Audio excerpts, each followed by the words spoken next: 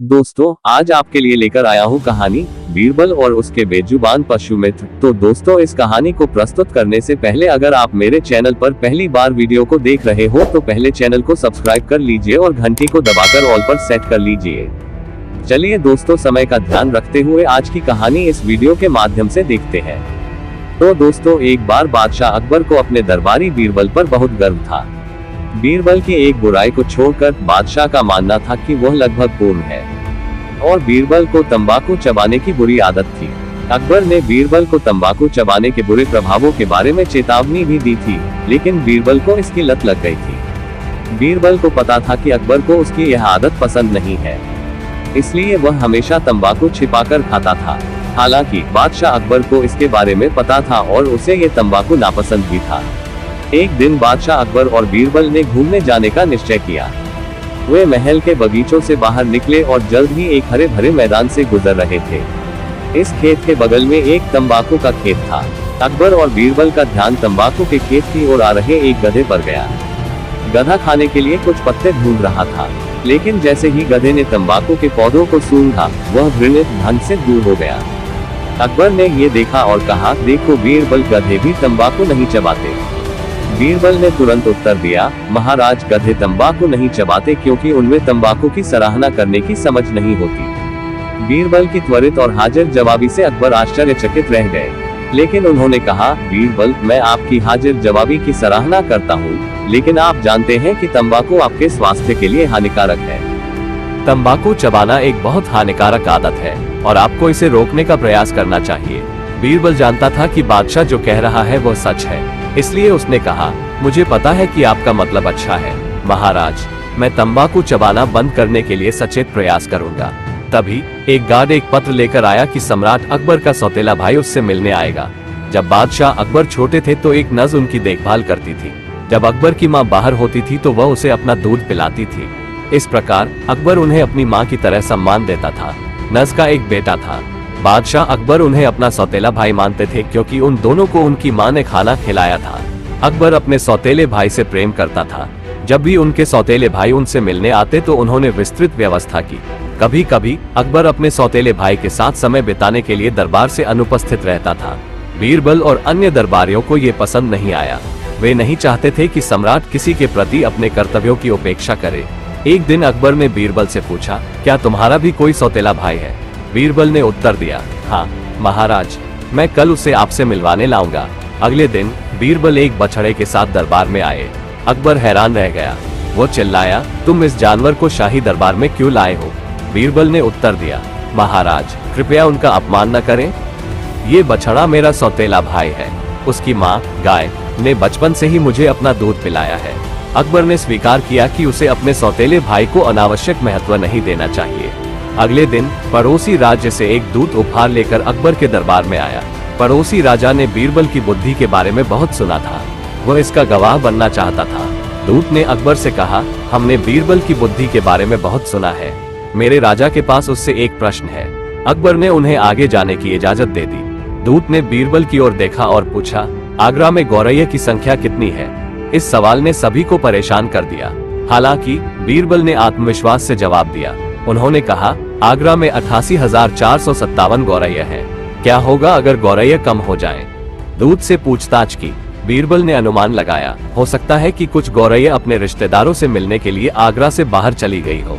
तब दूत ने पूछा, यदि और भी हो तो क्या होगा?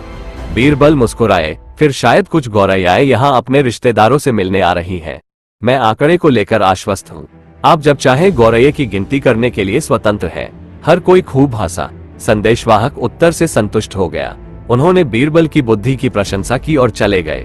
एक दिन बादशाह अकबर ने बीरबल से कहा, मैं चाहता हूँ कि तुम कल 2 लोगों को राजदरबार में लेकर आओ। यदि कोई उसका उपकार करता है तो पहले व्यक्ति को सदैव आभारी रहना चाहिए। यदि आवश्यक हो तो उसे एहसान का बदला चुकाने के लिए भी तैयार रहना चाहिए। बीरबल ने कहा, जैसी आपकी इच्छा महाराज। आप दूसरे व्यक्ति से क्या उम्मीद करते हैं? अकबर ने मुस्कुराते हुए उत्तर दिया, दूसरा व्यक्ति अत्यंत कृतघ्न व्यक्ति होगा। उसे सभी उपकारों को हल्के में लेना चाहिए और कभी संतुष्ट नहीं होना चाहिए। सभी दरबारियों को लगा कि इस बार बीरबल चुनौती हार जाएंगे, लेकिन बीरबल ने मुस्कुराते हुए कहा, मैं कल ऐसे 2 प्राणी लाऊंगा। अगले दिन बीरबल अपने कुत्ते और दामाद के साथ दरबार में आए। उसने अपने कुत्ते की ओर इशारा किया और समझाया, यह मेरा कुत्ता है। वह हमेशा आभारी और बेहद वफादार रहता है। वह मेरी खातिर अपना जीवन बलिदान कर देगा। अकबर ने ताली बजाई और कहा, अद्भुत। फिर यह आदमी कौन है? बीरबल ने कहा, वह मेरा दामाद है। वह कभी भी एहसान मानते नहीं थकता और कभी आभारी नहीं होता। इसलिए मैं 2 वांछित प्राणियों को लाया हूँ और चुनौती पूरी की है। अकबर और दरबारियों ने बीरबल की बुद्धि और बुद्धिमत्ता की सराहना की। फिर बादशाह अकबर ने बीरबल को दोपहर के भोजन के लिए अपने साथ चलने के लिए कहा। अकबर और बीरबल भोजन कक्ष में बैठे। उन्होंने अभी अभी स्वादिष्ट दोपहर का खाना खाया था।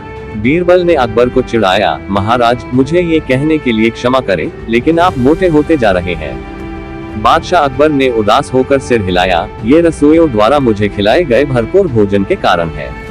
बीरबल ने कहा, नहीं महाराज, ऐसा इसलिए है क्योंकि आपको कोई चिंता नहीं है। एक अच्छा खाना खाने वाला व्यक्ति, जिसे बहुत सारी चिंताएं होती है, उसका वजन नहीं बढ़ता है। अकबर ने कहा, तुम गलत हो बीरबल।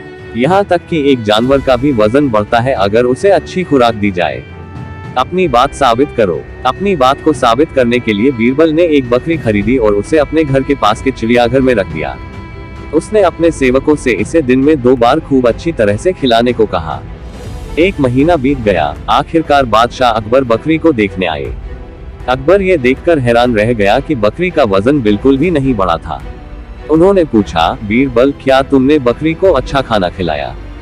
बीरबल ने उत्तर दिया, महाराज, उसे दिन में 2 बार बहुत अच्छा खाना खिलाया जाता था। आप नौकरों से जांच कर सकते हैं। हालांकि मैंने बकरी को शेर के पिंजरे में बांध दिया था। बकरी अपनी जान खोने के निरंतर भय और तनाव में रहती थी, इसलिए इसका वजन नहीं बढ़ा। अकबर ने मान लिया कि बीरबल सही थे। उस शाम बादशाह का नौकर सीताराम बीरबल से मिलने उसकी हवेली में गया। बीरबल बहुत बुद्धिमान और मददगार थे। वह चिंतित लग रहा था, इसलिए बीरबल ने पूछा, क्या हुआ सीताराम? एक फकीर ने बादशाह को एक तोता दिया था। बादशाह ने मुझे पालने के लिए तोता दिया और घोषणा की कि जो कोई भी इसकी मौत की खबर लाएगा उसे फांसी दे दी जाएगी। सीताराम ने कहा, तो समस्या क्या है? बीरबल उत्सुक थे। मेरे सर्वोत्तम प्रयासों के बावजूद तोता मर गया। मैं निश्चित नहीं हूँ कि अभी सम्राट को कैसे सूचित करूँ। ये बात सीताराम ने कही। घर भेजने से पहले बीरबल ने सीताराम को आश्वस्त किया। सीताराम ने बीरबल को धन्यवाद दिया और चला गया। अगले दिन बीरबल बादशाह के पास पहुंचे और बोले, महाराज, मैं अभी फकीर का तोता देखकर लौटा हूँ। चूंकि यह विचार में गहरा है, यह निर्विवाद रूप से एक पवित्र तोता है। जब बादशाह अकबर को इस बात का पता चला तो वह तुरंत तोते को देखने गए। जब अकबर को पता चला कि तोता मर गया है तो वह क्रोधित हो गया। बीरबल, तोता मर गया। सम्राट ने तोते को इशारा किया, जो हुक्म मेरे आका, जो कुछ भी पैदा हुआ है उसे एक दिन मरना ही है। आप इसके लिए सीताराम को दंडित नहीं कर सकते। बीरबल ने कहा। बादशाह अकबर समझ गए कि बीरबल ने उनसे झूठ क्यों बोला था और उन्होंने सीताराम को माफ कर दिया। उन्होंने संदेश देने के चतुराईपूर्ण तरीके के लिए बीरबल की सराहना की। इस प्रकार बीरबल ने अपनी बुद्धिमत्ता और पशु प्रेम से एक और जान बचा ली। तो दोस्तों, वीडियो अगर अच्छी लगी तो वीडियो को लाइक करके चैनल को सब्सक्राइब जरूर कर देना और घंटी पर दबाकर ऑल पर सेट कर लेना ताकि आने वाली सभी वीडियो आपको सबसे पहले मिल सके। और मैं मिलता हूँ आपसे एक और नई वीडियो के साथ, और आप इसी तरह हंसते रहो, मुस्कुराते रहो। धन्यवाद।